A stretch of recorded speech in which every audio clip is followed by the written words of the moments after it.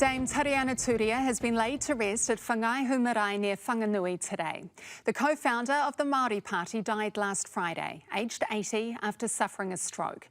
As Grace Thomas reports, those closest to Dame Tariana have vowed to carry on her legacy.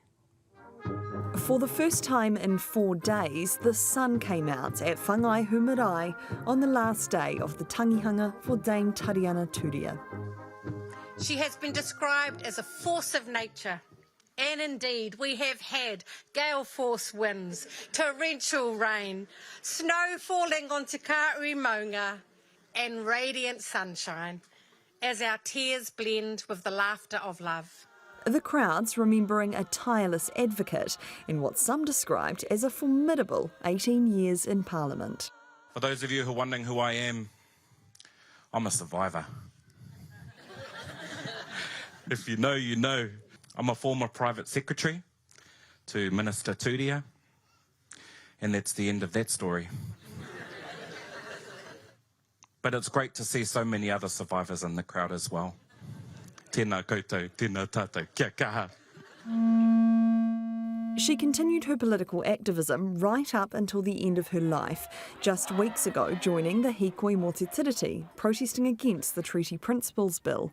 And, in true Dame Tariana fashion, even her tangihanga was a call to action. We have 10 hours left to send that submission on the Treaty Principles Bill. What are you waiting for? For many across Aotearoa, Dame Tariana will be remembered as a principled politician. But for her whānau, her 6 tamariki, dozens of foster kids, and more than 80 mokopuna, she was simply Nani Tari. Auntie would often say the happiest years of her life were dairy farming at Whangaehu, raising their tamariki on tupuna lands. The marae was literally next door. Her whānau was all she needed. Her mokopuna continuing the legacy of the leader she was. They now tread bold footsteps into our future, as their grandmother always believed they would. Instead of a coffin, Dame Tariana wanted to be wrapped in harakeke or flax, using the process of kahu whakatere, an ancient tangihanga practice.